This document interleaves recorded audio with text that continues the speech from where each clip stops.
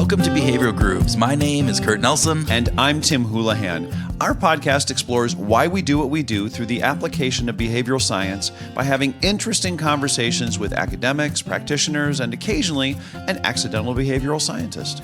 Before we get to our guest, we want to let you know that we'll be celebrating our 100th episode in a live event in Philadelphia on October 17th, 2019.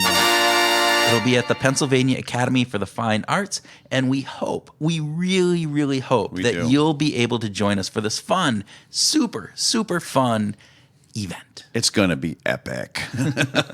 We've announced two of our guests already, but just to remind you, Annie Duke, the author of Thinking in Bets. Awesome. And Lila Gleitman, the professor emeritus in linguistics from the University of Pennsylvania. Awesome as well. Yeah. Oh, man, that's going to be so great. But there are surprise guests waiting in the wings. Woohoo! We just have to wait another week or two to announce them. Yes. All right. For those of you who will be unable to join us in person, and we understand it's traveling to Philadelphia, isn't there? If you're in Philadelphia, come join us. If you're in New York, take the train. But if you're not, there are other ways that you can join us. We are actually going to be live streamed on Podbean Live. So if you'd like to learn more about both options, check out our website at www.behavioralgrooves.com. We'll have information available for you on how to get to the registration pages from there. That sounds great. So, but I've got this question for you, Kurt. Okay. So have you ever been in a situation where the majority of, like, you're in a group, okay, and the group members privately reject a norm or a reputation of the group, but they all go along with it because they assume incorrectly that everyone else accepts it? Sort of like a no one believes, but everyone thinks that everyone believes kind of thing. All right. Have you had this? I'm not sure if this fits, but when I was doing my MBA, I had a TA who was teaching the MBA class, and it was a finance class. And English as a second language. Right? English as a second language. I could not understand half of what he was saying. But I saw everybody else around me writing down notes and different things, so I thought it was me. I thought it was, I'm just, I need to catch up on this, and so I didn't say anything, and I didn't ask the TA to stop and repeat and do different things, and it wasn't until probably more than halfway through the class, me and my classmates were out having a beer, and all of a sudden we had started conversation about this, and oh my gosh, everybody was having the same issue, and yet nobody brought it up. Nobody said anything because we're all looking around, and everybody else is writing stuff down. But yeah, that was, so I don't know if that fits, but. Well, it does. And the reason that I bring it up is that this is part of a topic that we covered with our guest today, and it's called pluralistic ignorance. And it's a very powerful psychological phenomenon. It's common in situations like classrooms. Oh, there you go. Exactly. And no one asks a question because everyone thinks that everyone else knows what's going on. Exactly. That's what happened to me, right? Right. This is one of the many topics we covered with Gina Merchant. Gina is a behavioral scientist in California who has degrees in experimental psychology and in public health. She's concerned that we get this illusion of legitimacy from this misconception that everybody's doing it. And she's trying to understand things like this in order to improve health outcomes. Yeah, we'd like to also remind listeners that our rankings in the major podcasting services like Apple and Spotify, they rely to a large degree on the number of reviews that we get. And Kurt and I would be really grateful if you would just take 9 seconds while you're listening. You don't even have to stop listening. Okay. Just scroll down in the episode and give us a rating. Just check the number of stars that you think Behavioral Grooves is worth. Yeah, people might have a pluralistic ignorance about, the fact that everybody has already done it, so I don't need to do it. That's not the case. Get out there and do it right now. Like you said, 9 seconds while we're talking. You can do it. Here, we'll count out. Go. No, One. No. All right. But by the end of this episode, you can just put down 5 stars if you like. That's what we're hoping for. Most appreciated. All right. On to the show. So sit back with a healthy listening beverage and enjoy our conversation with Gina Merchant.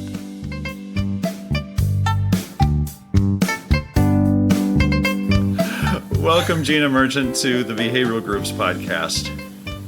Thank you. Glad to be here. We are glad to have you here. We'd like to start with a little speed round. Kurt, you want to get started? Sure, I will get started. All right. Speed round. First answer that comes to your mind as we go through here. Coffee or tea? Which do you prefer? Coffee, black. Ooh. Bicycle or unicycle? Bicycle. If you had to live without a phone or without a computer, which would you choose?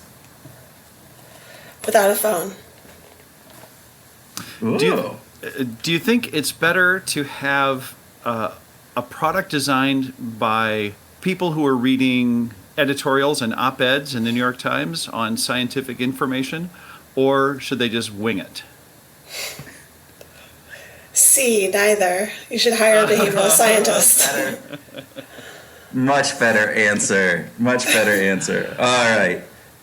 Well, so Gina, why don't we dig into that? So what is it that your background is in kind of looking at a bunch of different components around behavioral scientists. You're a behavioral scientist, and one of the things I know that you're very interested in is looking at how people sometimes take a little bit of information and they're not really versed in it and use that into different ways. So let's bring that down to this product design that Tim was talking about. Help us understand your thoughts around that. Sure. So I think it's similar to when people were first hiring designers. So a UX design person in a large medical device company, any type of product really. And we all have our own quirks, things that we like and don't like about the products that we engage with every day. And so we all, in a way, think that we're a designer.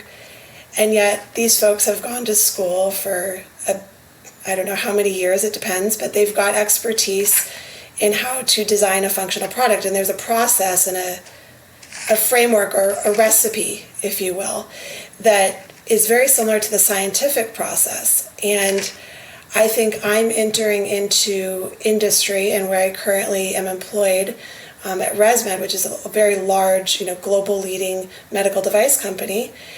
And for a behavioral scientist, the people that I both work with and the people that I work for, meaning our patients, and I'm designing digital applications and services that are going to help patients. Everyone is a human being.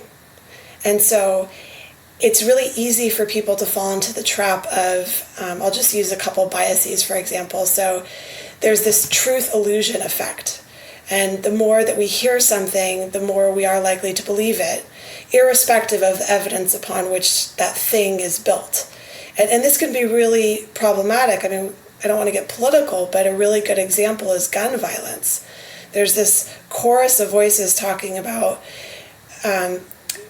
connecting mental health. And so people will say mental health and gun violence. And the more that gets repeated, the more people think, well, we should dig into that, study it. Like, let's tackle that problem. And so a good example in my world is I got into my new job straight out of academia. I was a postdoc at UC San Diego, and I left in January of last year. And I've never done work in behavioral economics. I am a tried and true interventionist. I come from a obesity prevention, weight loss background, strong training in devices, wearables, and different technology, data science. But I read an article in the New York Times about Wealth, the startup out of New York City, using loss aversion. And I know that there were recent Nobel Prizes awarded to Richard Thaler, and then prior to that, a couple other behavioral economists. And so I said to myself, well, if I'm going to get people's attention, I'm going to leverage something that's out in the public-facing domain that is behavioral science and go with that as an experimental design. So I think it can work to your benefit, but I think what happens when it's like also the bandwagon effect, you get too many people on this wagon thinking that this is the way to do things, and you can kind of get in your own way. I just want to go back to the fact that I'm not a designer. I can't design stuff on my own. Very back to the beginning there.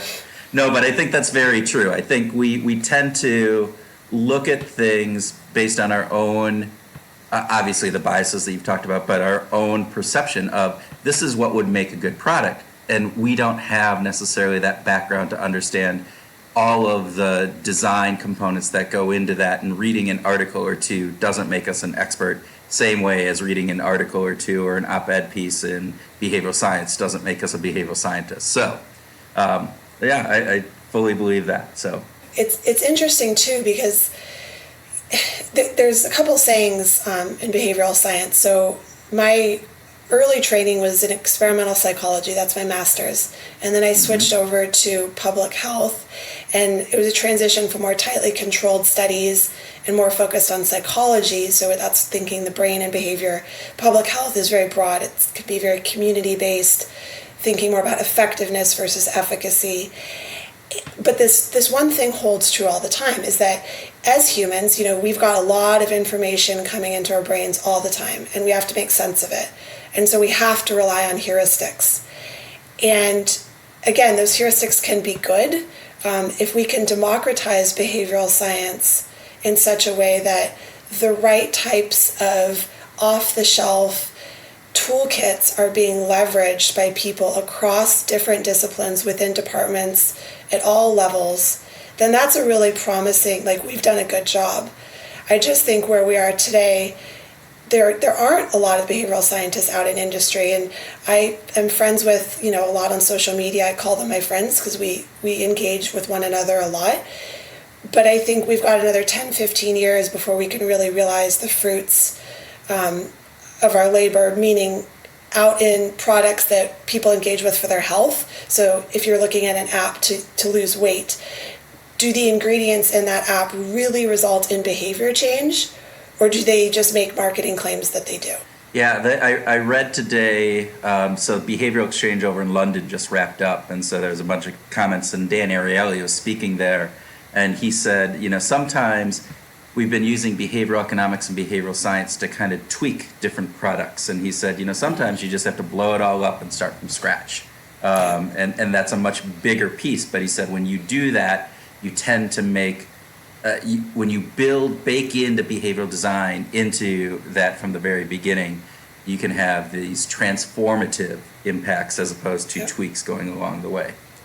It's very unsexy, or it's unpopular to tell the powers that be within whatever organization you operate that you want to blow something up and that you need to start from scratch. And I think one of the challenges that I have faced is there's this very intimate interplay between data, design, and the human. And we talk about big data and we talk about the promise of these algorithms, but there's so much that goes into understanding the biases that you're building in. So there's countless examples, but just one. There's algorithms for skin cancer that the sample that it was validated on is mostly white, and it doesn't work for people who have dark skin. And once you carry these projects that are on these product development timelines out, it gets very hard to convince people that the experimental design, when you think of chemistry, actually applies in a very similar way to human behavior change. And I've actually heard people say that human behavior change is harder. I've had people say getting your PhD in behavioral science is harder than getting your MD. And it's kind of a dumb joke, and it's a false dichotomy. But the point is that humans are infinitely complex, and we can't control so many variables about the physical and the social environment and so forth. And so often I'll go into a meeting and I start talking about all these things that we need to consider, and it very quickly becomes apparent that I need to pick the top 2 out of my list of 100, and which I understand, there's always constraints, but I just get concerned when what we produce is not going to actually meaningfully move the needle on health. There is always a sense of making choices, culling from what the available options are to decide what it is we're going to focus our attention on. But with behavioral science, it is particularly challenging because there are so many complexities in human behavior. And I think that raises a tremendous amount of guesswork. I mean, honestly, we talk about relying on heuristics and experience. I have a client that just wanted to send me a flyer and said, here, dress it up with some behavioral science. How can we make this more effective? It's like, well, okay, yes. And it's more than that. We need to actually dive into who the audience is and how they're getting it, and under what conditions are they getting this message, and what's the hope to be achieved. And there's that's just the surface of what makes that communication, what you could do to make that communication more effective. But to get back to what you were saying earlier, you could imagine a future where behavioral science or some of the principles of behavioral science become more mainstream?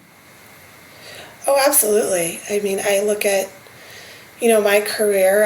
It's funny in a way. I'm young in industry, having not had experience in this space. But in my training, I'm 10 years in as a behavioral scientist out of an academic setting. And if I were to look into the future, I try to think of things in 1, 5, and 10-year plans. And if I look at the 1-year plan, I think about this democratization of behavioral science. So some of the work that I've done, or most of the work that I've done, having been at ResMed now for almost 2 years, is laying out the infrastructure and the architecture for us to be successful. And you mentioned, Tim, it's hard and it can be like a guessing game. I would push back a little bit on that and say, let's call it a testing ground. And you hear about A/B experimentation. Well, in behavioral science, and really the roots are in psychology, we've got the wonderful ANOVA framework, is to do A, B, C, D, dot, like subscript K, like however many groupings you want to do. And the way that you need to set that up in your company is you need to have 3 things. You need to have user level analytics. So you need to be able to capture what am I doing day in and day out with the application that you're expecting me to engage with. You need to have the repository that's obviously safe, private, and it's going to store the data and you're going to be able to learn from those data. And then the third thing, and this is really important, because I think this gets lost. It's not lost in mainstream journalism or media. Everyone is talking about trust and privacy and ethics. But a lot of companies, they definitely don't want to get in trouble. And so there's very robust legal departments and a lot of people, there's privacy officers. Obviously, we're post-Cambridge Analytica. But to really get at the heart of, if we want our users or our patients or whoever is on the other side of the product to engage with us, the people behind the black curtain, in a consistent and meaningful way over a long period of time, we have to be very good about the user experience, which really is at the feet of the UX design team, as well as the purposefulness or the value of the data that we collect from people. We can't just go about being frivolous or irresponsible and say, well, I'm going to collect this variable because it's going to help me market more product. Now, I'm not saying there's not space for that. Like, marketing has a very important role, but those lines need to be clearly drawn so that everyone on the company can move toward the same goal line in terms of designing products that are valuable for people. Yeah, so don't do it just because you have the ability to do it. Don't gather that information, in other words, just because you can and it can be useful. You have to understand, how does that impact both that level of trust with the customer and ultimately the overall value that it is bringing to both the company and to the participants or the end users of who you're gathering that data from. Is that what I'm hearing you say? I just want to make sure I'm not misinterpreting that.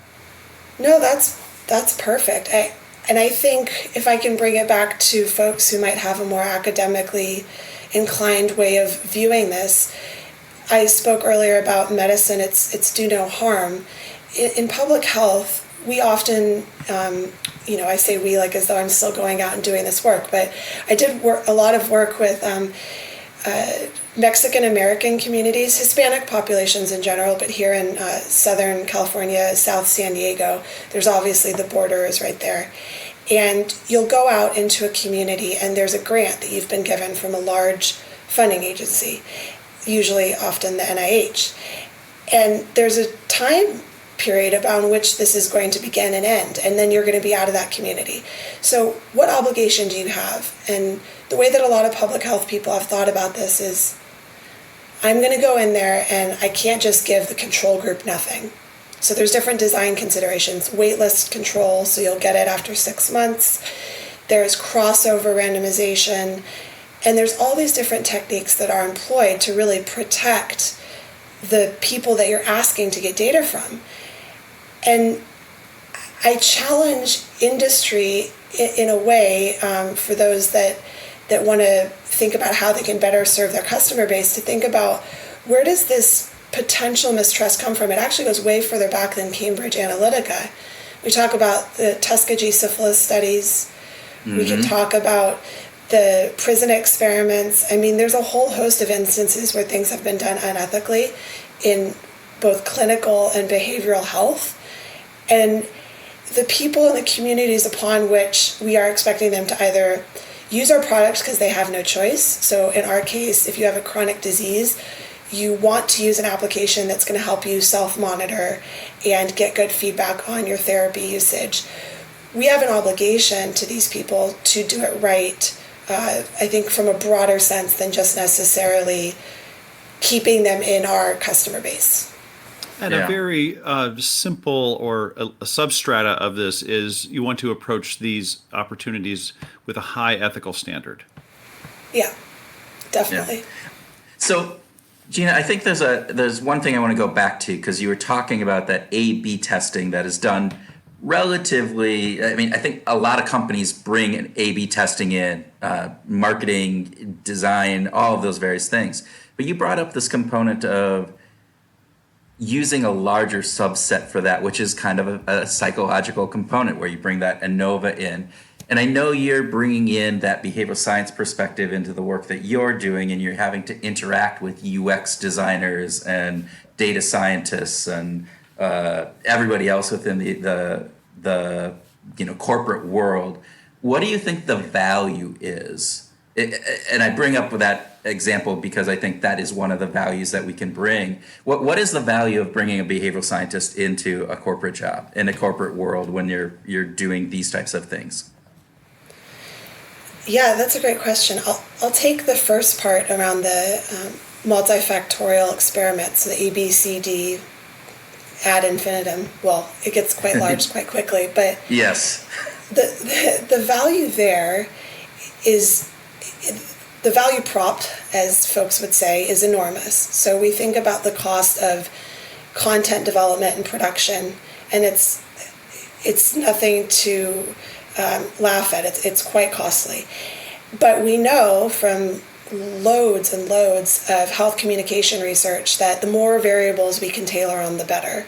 And these aren't just standard demographics, but we know that things like having the voice of a clinician speaking to you in the name that you would like to be called. It may or may not be your first name, and all of these things. So some of these A/B tests could be expanded to consider what I know digital marketing folks call the form factor, and you can interact the content itself with the medium it's displayed. You can vary the amount of tailoring, and then from those results, you can give back to the business evidence that says, look, you will get a 25% increase in adherence to therapy if you invest an extra $2 million up front on doing this more expensive production, and your lifetime value of that investment is going to be $20 million. So that's very powerful. To get to your second point, I will be honest, it's been a challenge for me as an academic to come out of that role where the only place you really sell yourself is in the bios of your grant applications.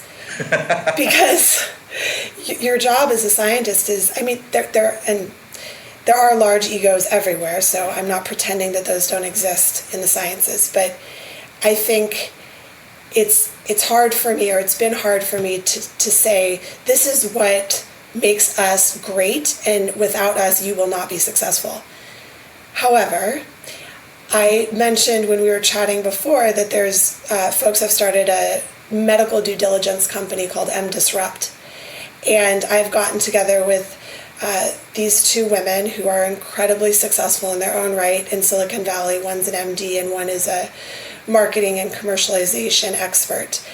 And they've really opened my eyes, alongside with Ubiome, Theranos, all the other countless examples of money, just millions, tens and millions of dollars going to waste. And the reason that the money is going to waste and these companies are failing is because they don't have people like me in from the beginning designing their product with the aim of changing human behavior. Because often if you unpack the product, that's what you're trying to do. Mm-hmm. You're trying to get a human being to do something different based on a set of things that you're expecting that they're going to interact with on a somewhat regular basis, and then you have some outcome you're measuring against. Well, the people that know how to do that are, one, scientists, because we know how to conduct an experiment, we know how to do null hypothesis testing, we understand qualitative and quantitative data. And then the second piece is we know about human behavior change. So Tim, when you were talking about it is a challenge. Sometimes I feel like I'm just picking something off of my own shelf, which I feel like is a sophisticated shelf, but I'm like, oh, well, it could be one of these 20. Let me just pick one. But I think there's some basic fundamental underlying principles about behavioral science that everyone can start from.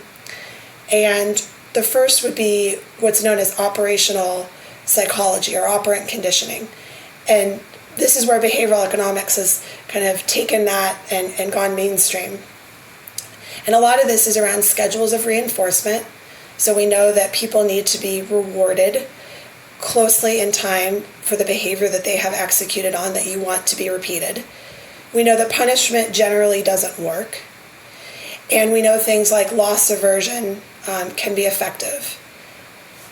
And then the second large piece of literature, which is actually where my expertise comes from, is social network. I call it mechanisms of influence, but I feel like I need to rebrand that because it's quite a mouthful. But the idea here is that we are heavily influenced by those around us, whether we admit it or not. And one of the really great tools that people can have in their back pocket is normative messaging. So if you think about, I'm looking to recycle more, and there's a lot of great work by Wes Schultz, actually here locally to where I am, out of Cal State San Marcos, that's done this. We know that I get information about my neighbor's recycling behavior, and based on if I'm below or above, and I receive the right type of message about their behavior, I'm going to change my behavior just based on knowing what I think they're doing. And now we could talk about whether it matters, whether that's a true thing that they're doing or not, but that those types of messaging are quite effective. Well, I think we should talk about whether it's true or not, because we've spent some time with Robert Cialdini, and Bob Cialdini is a guy who is absolutely emphatic about the correct use of data.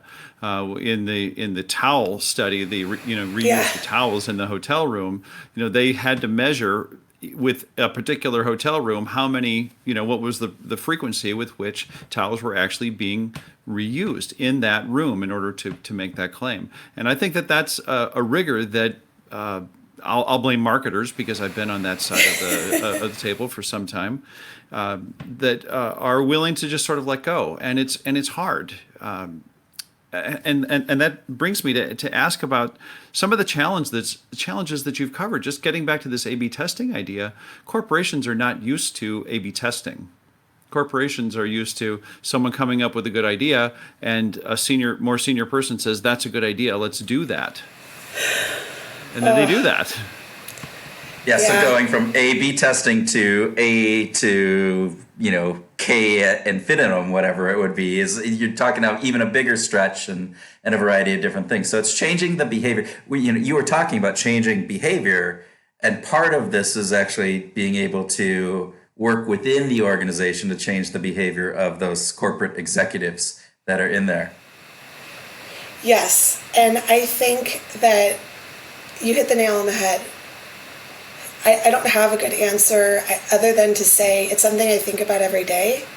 And I think there's a whole nother work stream opportunity for people to get into that involves behavioral science kind of coaching. I mean, it's really group psychology, but I don't want to be too quick to lump it together with kind of executive coaching, because this is really more about, and this is in part what M-Disrupt is trying to do, which is to bring these communities together. They're looking more at technology or technologists and medical people, but the same could be said for senior executives and behavioral science. I think that you do have to have thick skin, which is good. In academia, you have to have thick skin because you're, the old joke, reviewer number 2 is always ready with a whip. But one of the things I've tried to employ is I really am persistent. So I'm going to lead with science, and that does take some of the burden off of me. It's not about me. This isn't my personal agenda. This isn't my idea that I'm trying to get rich off of. I'm just telling you that this is what the evidence is pointing us toward. And one of the values of our current reality as human beings and people working in these industries, making these products, is data are everywhere. And we have strategies at our company, and I know people at other large organizations, and it's all about the data. It's all about how do we personalize, how do we tailor, what are we going to do with our data, what machine learning, everyone likes to talk about machine learning and AI. And I'm like, great, let's bring it, let's talk about it, because that's my wheelhouse. And I would love to be on a team where we can build and learn from our data iteratively over time. And again, there's a recipe book for, we can banter about whether null hypothesis testing is appropriate, or we should be doing, Bayesian statistics. But essentially, statistics is like gravity. You can disagree with it, but it's just the way that it is. It is. Yeah, so let's go after our strategy, and let's employ the things that we know are going to get us there. Yeah, I think that's very well said. And I think that there is that component, again, of taking those, sticking to what we do best, right, as behavioral scientists, Actually, it doesn't even have to be behavioral scientists. It is that scientists is coming into this with that scientific perspective of saying, I would love reality to be X, but if reality is Y, I can't keep believing that reality is X, and my job or Y, whichever way I mix those up. But and our job is to help everybody else understand that no, reality is really X. It's not Y, even as however much you want to believe it. And sometimes that's tough, and sometimes that's a hard thing to do. But I think it's the right thing to do. So. Well, this gets to misinformation, right? A big concern of yours. So I was wondering if you could talk a little bit about your concerns about misinformation in our world. Yes, it's terrifying. I just have to add one comment and drop a book recommendation. So Willful Blindness is a book that I read last year, and I already want to reread it because it talks about the BP oil disaster and other examples where people haven't listened because they want their world to be Y and it is X. So I think I would encourage people out there that really stick to their worldview to challenge their thinking around what can happen and how expensive that can be. Yeah, right. so we'll put a link to that in the in the show notes so anybody can find that. So. Yeah, and misinformation, it's a really scary thing. The World Health Organization listed misinformation around vaccines as one of the top 5 public health threats facing our world. And if we could just put that in perspective, you think about lack of water, proper sanitation, infectious disease. That's a very, very big statement for the largest health organization that our planet knows. I came out of academia in the process of writing what's called a K grant for the NIH, and it's a career transition grant to go from a postdoctoral fellow to a professor. And I had pivoted my work from how social media and social networks can help us positively change our health behavior around weight loss and reducing our metabolic syndrome and so forth, to thinking about how these same networks can spread really dangerous ideas, and how, there's theories of information diffusion, and we understand now how there's hubs and networks and strong ties and how you know others. But all of this has exploded at such an exponential rate given how connected our lives are online. And if you think about Google, and the first place that, and so just sticking with vaccines, where new parents go, it's online. And the prevalence and the unregulated nature of a lot of this health information, it's like lighting a match and dropping it on a haystack. And so there's some really interesting work out of various groups, the Vaccine Confidence Project. I think her name is Heidi Larson. There's folks, I had started to look into this idea of inoculation theory, and some journalism. Yeah, it's really interesting. So it just happens to be inoculation, which sounds similar to vaccines, but it was originally applied in the realm of climate deniers. And the idea is that you warn people, you give them a forewarning that they're going to encounter misinformation online. And then you give them a little taste of what that misinformation is going to be. And then you refute that misinformation using science and usually statistics and normative messages. So for example, 90% of climate scientists agree that global warming is happening and that it's human caused. And there's some good controlled experimental evidence that this might be an effective approach. Now, I'm not sure how you scale that, but again, if we look at big data and we look at the public health angle, and if there's worldwide or nationwide organizations that want to invest intervention dollars in public health campaign money, I think that is a route that we can go. I think one of my biggest fears around misinformation is that it's infiltrated so many sectors and areas of our lives that I don't know what's going to happen in the next 20 years, and maybe that's the challenge for the next generation to really focus on. Well, I think it's really hard too, because as you were talking misinformation, we tend to have this confirmation bias, and so initial yes. kind of starting point, and so we don't even realize that misinformation, just by its very nature, is very difficult to tell from real information. And thus the fact that if we start with a certain perspective, it's so much easier for us to gravitate to and to be sucked into the belief that yes, this is actually real versus the predominance of the evidence being another way. And we can always talk about, well, that's fake, that's the mass media, that's whatever, it's the other side, and you can always justify your reason for doing some of this stuff. And I know some of in our previous conversation, I know you were talking about this rabbit hole that happens with misinformation as well. Do you want to talk a little bit about that? Sure. So there's a book called The Filter Bubble, another good book to read.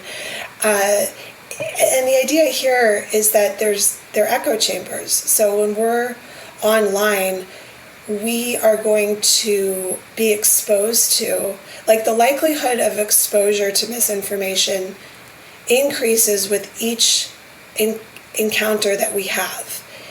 And then it can get to the point where that's pretty much all we see.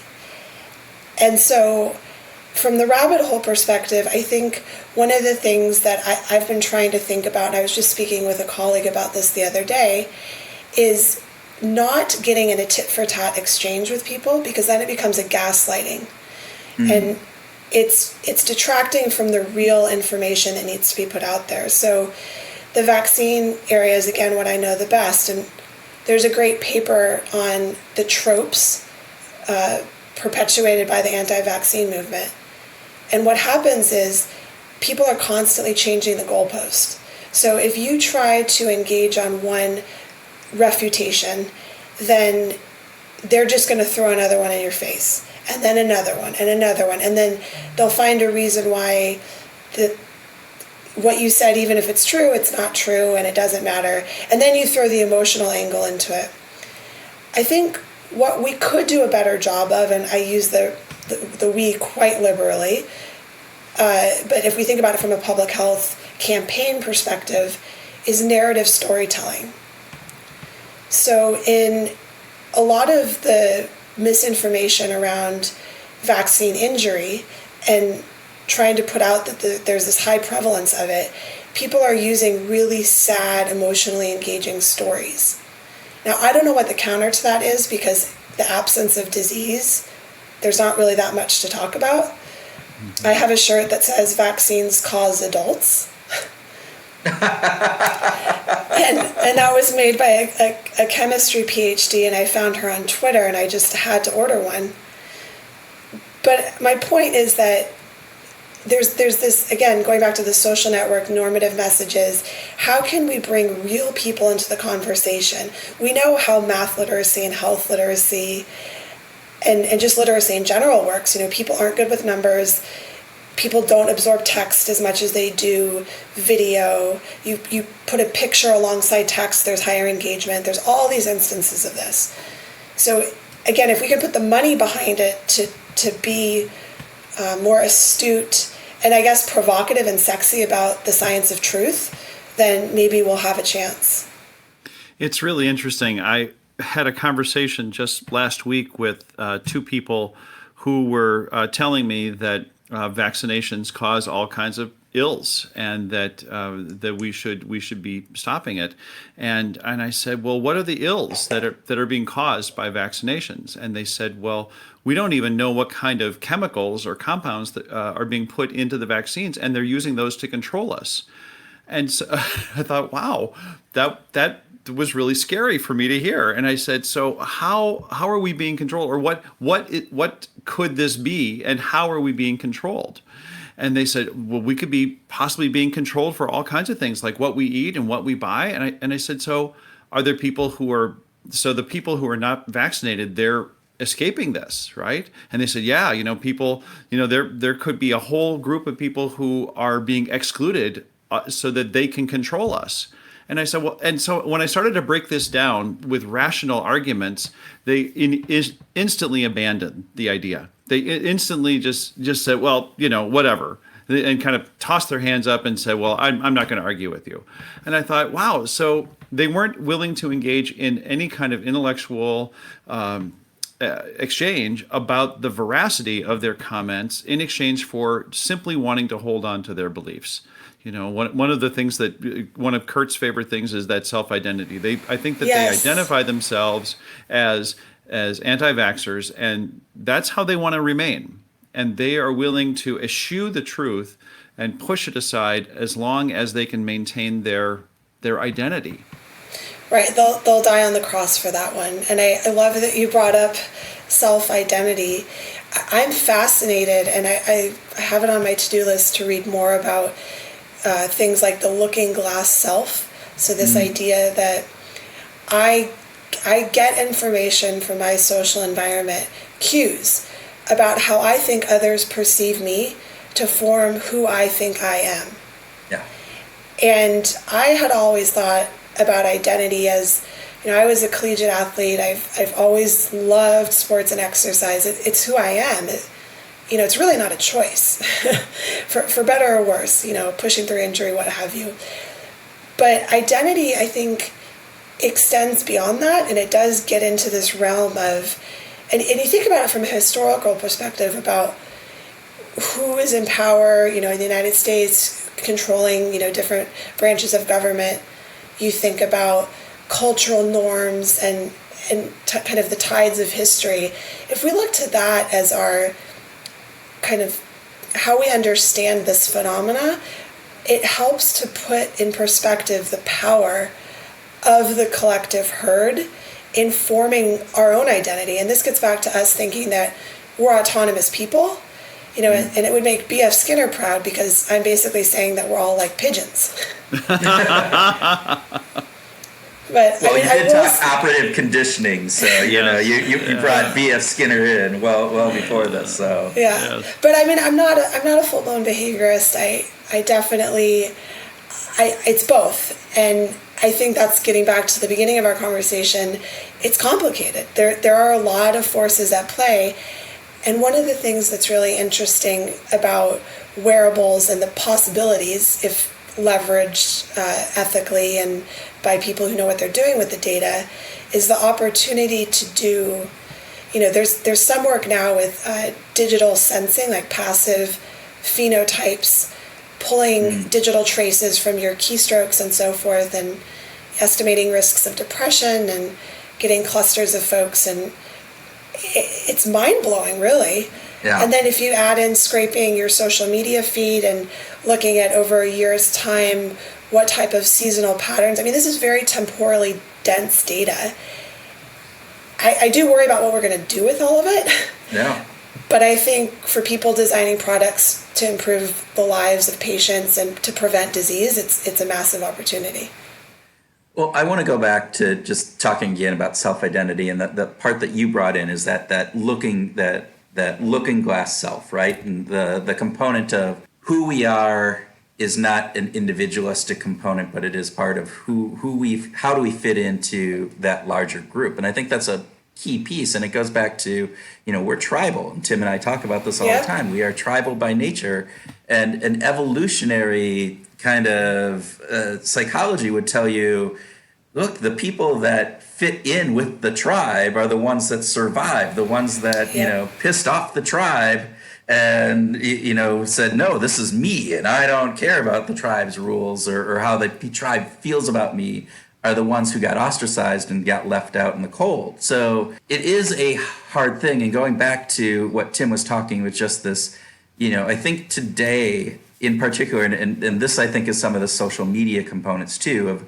of this element, and I am just making conjecture here. So Gina, tell me, the expert on this, if I'm wrong, but you can find like-minded tribes out there around anything. You sit there and you think that there are people who believe that the earth is flat, and they will come up with ideas around and rationale for how they think this, and you sit there and you go, is this still the year 2019? I mean, are we in the 21st century? And yet they can find those like-minded people, and so then I can identify, and I am no longer an outcast, I am an incast, and now I feel like I belong. And that's a very powerful motive to keep believing those beliefs. So You're absolutely right, and this is where the filter bubble, which was, I feel like it was written maybe more than 5 years ago, so it's only gotten worse. But the idea that you hit on, which is you can find anyone online who's going to share seemingly erratic beliefs, I think it does two things. So one, it makes you have what people have called, it's a behavioral science term, and I forget if the work on this has debunked some of the early findings, but pluralistic ignorance. So you think that for example, you're a college student, and your perception of what others are doing is wrong, but everyone else believes that same thing. And so say it's like that everyone binge drinks. And so in this case, you go online and you find others who think the world is flat. It increases your likelihood of thinking that that's a common belief. Mm-hmm. So it potentially perpetuates it and makes it increase, not necessarily because others actually are also, like, the prevalence is actually higher, but the people who endorse that are falling for the fallacy of pluralistic ignorance. I think that the other thing it does that's really dangerous is it gives the illusion of legitimacy. Yeah. So a lot of journalists talk about this all the time, and I feel for people in that profession because everyone's an expert.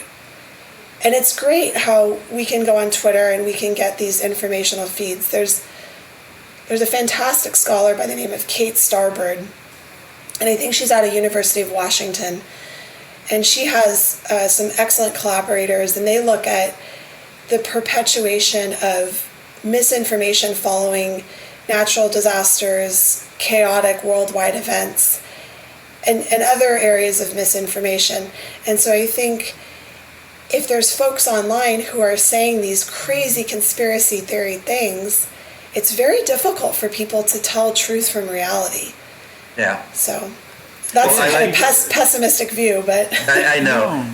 There was a John Oliver did this wonderful thing of bringing on, and it was for climate change, right? And so it was the whole thing that you're talking about of saying, hey, we have to give equal time to the other side. And yet he was going, all right, so 99% or 98% of scientists believe that, climate change is caused by man-made, and only 2, don't. And so he brought in, really what we need to do is get all these scientists, and then he started bringing in 99 people that are wearing white lab coats versus the 2 that were wearing, a different kind of lab coat, and just kind of showing that. Because I think, to your point of going back to this pluralistic ignorance, we are not good with numbers. Humans just in general, we, stats and math and all those numbers. And so, we see that there's, 200 people that agree with me on this, and you think, well, that's a lot. And you're going, there's 7+ billion people in the world, 200 people, 2,000 people, 2 million people is such a small, insignificant number when we think about the totality of the world. But our brains don't work that way. Sorry, another rabbit hole that I go down. Well, we've got a challenge with this because the way we learn things is through other people. While we have science to help validate things, I believe that the Earth is round. Now, I can't prove that. I actually don't have a way of proving that myself, but I'm confident that there are people who can prove it. Yes. Right? And why do I believe that? I believe that because people that I trust told me that. And, to a large degree, I believe that the Earth was round from a very early age because my parents told me the Earth is round. So there is a challenge that I think we have with people who have been told the Earth is flat, for instance, and they just believe it, and then all kinds of identity issues and all sorts of things start to complicate that. But it's hard to bring science into a discussion where they have already believed something for a long time because someone they trusted told them that. Mm-hmm. So we talk about this idea of stealth health in behavior change, and it's not to say that you're lying about trying to change someone's behavior because that's unethical, like coercion, but there's ways to design to help nudge people, to use the very hot term, toward a positive change, whether it's their beliefs. It gets harder when it's a complicated behavior, but there's things that we can do. One example is, promotores are community members in often Hispanic American communities, Mexican American women in particular, that spread health behavior campaigns and behavioral guidebooks and going out to families and taking the work that's been put out by doctors and people such as myself and saying, look, this is for the betterment of our community and for the betterment of our people, our tribe, so to speak. And that's an opportunity for us to think about how do we infiltrate the network from the inside as opposed to trying to come in with an expert voice over the top. I think it's interesting, Tim, that you brought up this idea of you knowing that the world is round from what others have told you. There is a phenomenon, it's a true thing, that knowledge is communal.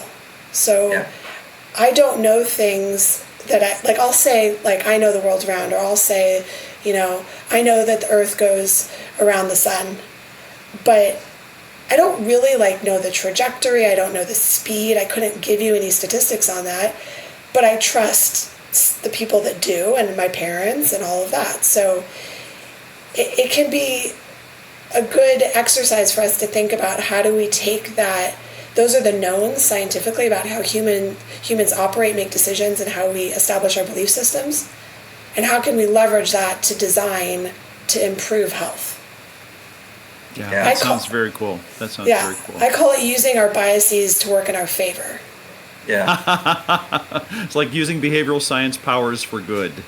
Ooh, I like that. That's a good book title. There you go.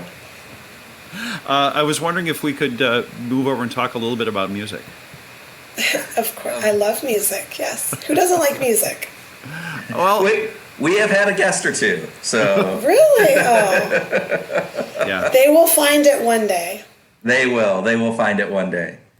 All right. Well, I know that your life has you've been through different phases and chapters in your life, right? As student and dissertation and doc and parent and I'm wondering if you reflect on your musical tastes and what you're listening to. Have they changed?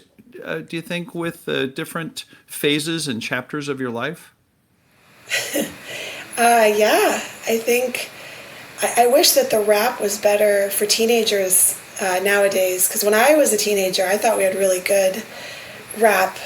So yeah, when I was young, I mean, I used to listen to, I'm going to date myself, but DMX, Tupac, I'd say Biggie Smalls probably over Jay-Z and that kind of flavor. Lil' Kim, I loved very hard but very good lyricists. Yeah.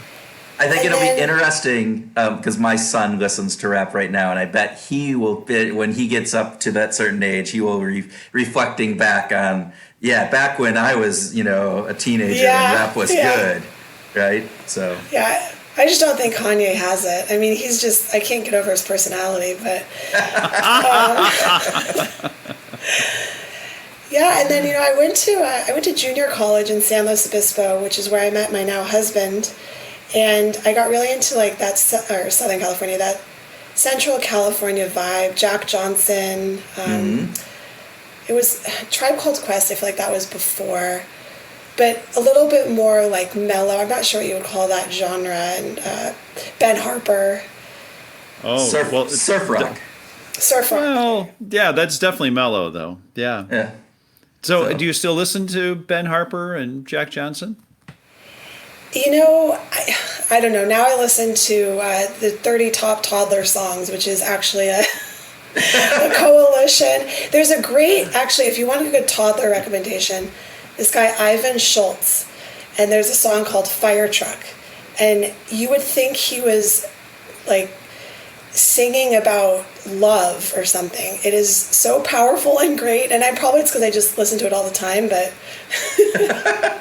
It's not Baby Shark though, is it? So no, but I've heard that one. We've talked to parents that just really are so ready to be done with Baby Shark. They just can't wait for the moment that their child's taste changed away from Baby Shark. So but we'll have to check out Ivan Schultz. Yeah. What do you love about music? Do you think that there's a behavioral aspect Oh, absolutely. to music? Yeah. Oh, it's in our DNA. I think that ever since we stopped, I mean, even before we could walk upright, we were banging on things and using, our tonal indentations to express ourselves. And the sound of nature. I mean, I grew up in Topanga Canyon in the Santa Monica Mountains, and the sound of wind is just, it's beautiful. Yeah. I also think that I grew up dancing ballet, and Swan Lake is choreographed by Tchaikovsky, and I think that the way choreographers can listen to the same piece of music and separately go out into their respective corners and choreograph movement to sound, and both create something incredible but quite different. And the way the body just responds to the notes and the control that requires, and then just to take it back to soccer, is it's probably a funny thing to say if you're not a player, but I love the sound of the ball and a perfect strike, and Yeah. it's kind of similar to the love that I have for point shoes and rosin and the sound of the breathing, none of the things that you hear when you're at a ballet, but yeah. Yeah, it's interesting. I've heard I've heard. I'm a basketball fan, so Okay, there you go. and basketball players that talk about the sound of the gym and the squeaking Yep. shoes and the balls and then the perfect swish when it goes through the net. And there's a beauty to that to a certain degree, and I think everybody has those components. So fantastic. Absolutely. Yeah. Thank you very much, Gina. We really appreciate the time that you have spent with us this afternoon. This has been really fun for sharing both. I rarely get to hear any of our guests talk about Swan Lake, so that was a huge plus for me. Oh, it beat out poor Ivan Schultz. Well, thank you both, Tim and Kurt, and I can't wait to hear behavioral grooves more and more. Welcome.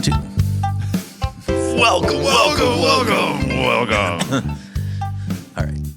Welcome to our grooving session where Tim and I get to groove on what we heard in our conversation and whatever else comes into our misinformed minds. Oh, man, misinformation. Misinformation. Gina's so on that. And have you ever heard that Nova Mob song, Misinformation? No. Oh, great Nova Mob song. I don't even know Nova Mob. Gary Hart from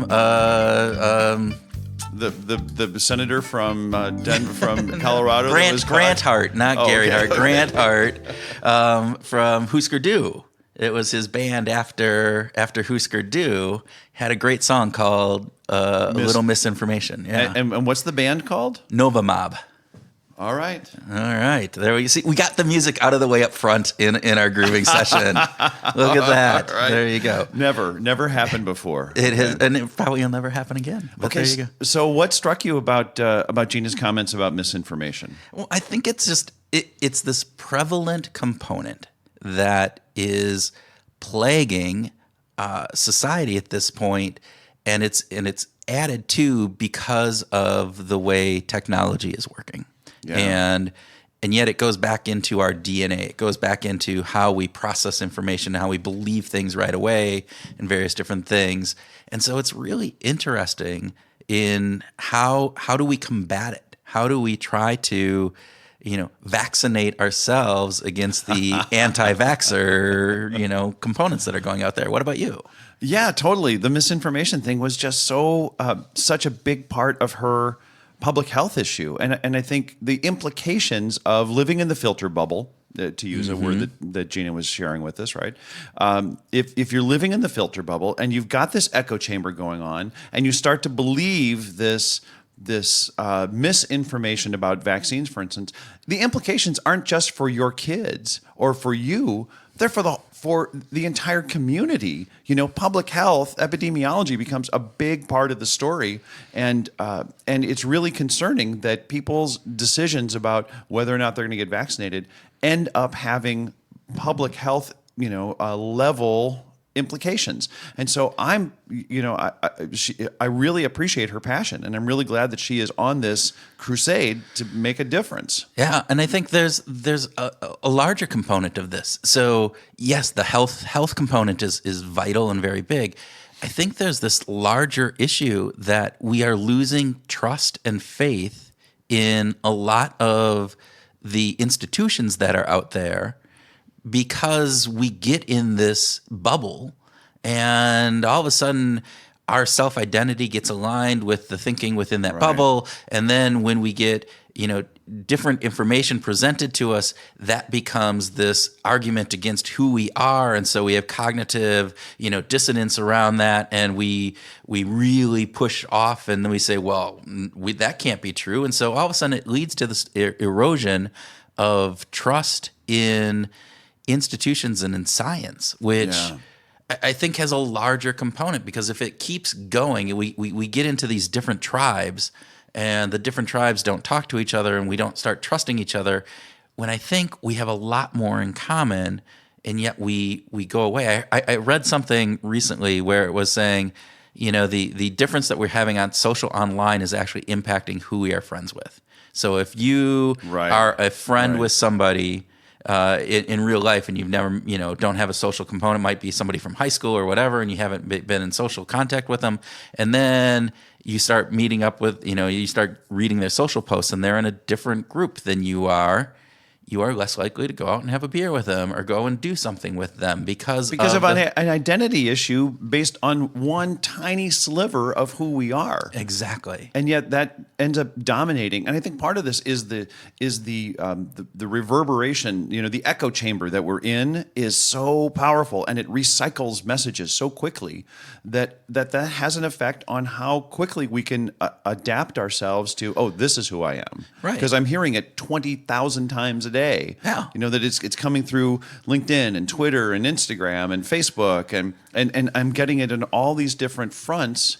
It goes. I'm thinking back to was it our discussion with Alex Emus about the different sources of information? Yeah, and we get so we have these 4 different platforms give us information about how vaccination's bad, and then we think we've got 4 different sources when really it's one wacko in some crazy part of the world who is making this crazy claim, and yet we see it as 4 different sources. So validating our position. So how do we combat that? How do we go about A, getting out of the echo chamber, B, looking at things for what they are? I know personally, and granted, this is an N of 1 from an idiot, right?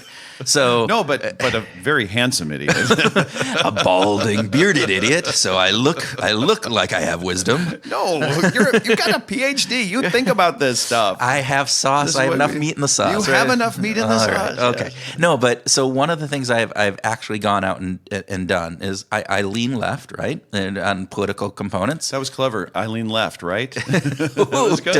Yeah. No, but so I have actually gone out and in my Twitter feeds and in my Facebook components and liking and following different things, I have purposely gone and started following other media alternative views. Yeah. And I get those and I go, ugh, sometimes, but they give me that alternative view that kind of makes me think, oh, well, maybe my perspective on this is actually not as solid as I thought it was. Barry Ritholtz, mentioned this to us when we talked to him about how it's important for him to think about, is the source is the person that I'm reading and following really ethical and thoughtful and provocative in the way that they speak to something, but actually thoughtful about the way that they express themselves. And so he was like, I don't care about the organization, I care about the person. Right. And I think we need to curate who we're listening to. Yeah. And I like that idea of curating that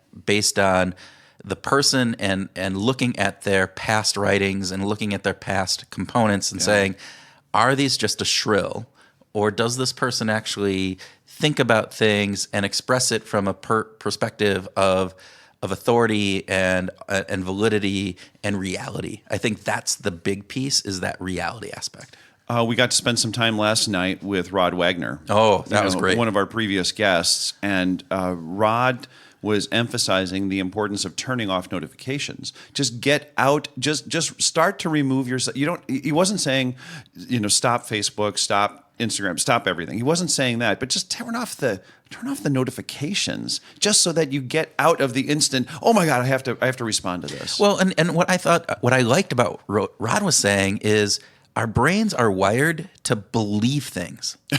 So we hear something, and as soon as it gets into our brain, it's actually a belief, and then we have to go in and counter that belief, and we don't want to. And it's hard to do that. Right. So it's harder to change our mind than it is to program our mind. And so get out and don't listen to the stuff. I mean, you don't have to be on it.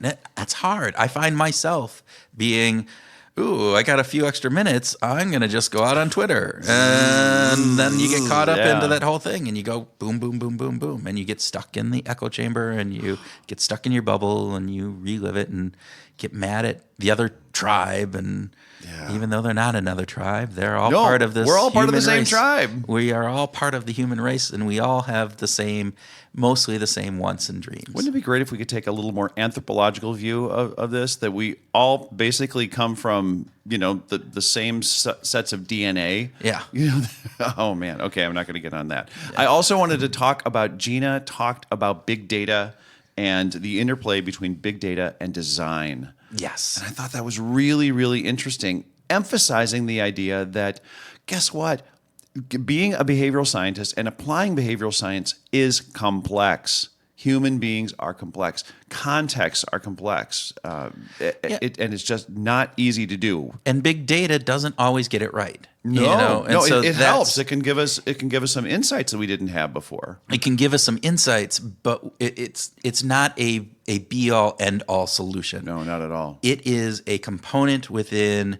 It's a tool that we can use in that design, but bringing that component in and making sure that we're using it right. I loved her talk about, she's working with data scientists now, right? She's the behavioral, the behavioralist with data scientists, and kind of getting that mix up. And, and I love that, by the way. I do too. I think it's great. And I think, that mix is something that we're going to see more and more and more of. And then we're going to be able to look at some and be able to do some really cool research, because the data scientists have all this data. They just need to understand some of the human complexities of how to look at that data, how to cut that data, and how to structure experiments to make sure that we're exploring the right piece of that human component. Because so much, as we always say, is dependent on context, and context matters. And in humans, we have a whole subset of variety of context, not from just the environment, but what's going on inside, what just happened to us the day or hour or minute before, to, our biological components. I mean, everything. You look at all of those in how we decide and how we make decisions, all of those factors play in. So yesterday, I was talking with someone about product development, and they were talking about the importance of UX and CX, and having these folks in the meetings, and how they were saying, you got to have a user experience person and a customer experience when you're developing product. And I said, well, what about the product engineers? What about the people who are, if you're building a physical product, what about the engineers who are actually going to write the specs for it? What do they know about, what lens could they bring to this discussion? And then actually, what about people on the front line who are actually talking with the customers? Like, how about some of that? And expand the conversation just between, we've got someone who says, I'm focused on the customer experience. But if you're sitting back focused on the customer experience in front of a computer screen, never going outside and actually talking to customers, you're only going to have one aspect of the total story. Okay, I'm ranting a little bit about that. No, but that's actually pretty interesting, because if you think about it, who are those people that we're designing for? Right. And who knows them? And in what context are they using the product in? And who knows them best? Right? That's the component, is like, are you going out there and asking your call center people? Are you asking your sales people? Are you asking the people who are interacting, your people on the floor in the retail environment? Right. Who are you talking to when you're developing and designing these things? Because if you're not talking, you can talk to your customers, but you also have to talk to the people that are interacting with the customers. Because one thing we know is, as humans, when asked about why we do stuff, we really don't know why we do things, or we think we do, but we know that isn't always the truth. Right. And at the same time, the people who are on the front line interacting, they could speak to the observations that they have about the behaviors that the customers are actually exhibiting. And so you have to structure those conversations with those people, not to say, what is it that you think they're thinking, but how are they acting? How are they behaving? And then take information from that. Yeah. So I think it's a great idea. Yeah. Every company should do that. Definitely. They should hire us to come in and talk to them about how they do that. That's the idea. That's the idea. Well, since we already talked about music, I don't know if we actually have to go there right now. I'm surprised you did not know about Novamob. I didn't. This is great. I'll put it in the show notes. Let's make sure that people know about it. So thanks, listeners. And by the way, if you think about how great social proof is, and if you think about how important it is, you could actually enable our social proof by giving us a good review. Ooh, way to bring the behavioral science in on this. Yes, and another way of getting some positive feedback for yourself, if you're in the Philadelphia area on October 17th, you could come and get some real live social proof. Absolutely. By coming and joining us for our 100th episode extravaganza that we're going to be doing at the Pennsylvania Academy for Fine Arts. 7 o'clock, I believe, start time. 7 o'clock, October 17th, 2019. And we will be having some great guests, great conversation, and it'll just be fun. So come and join us if you're there. And thanks for listening.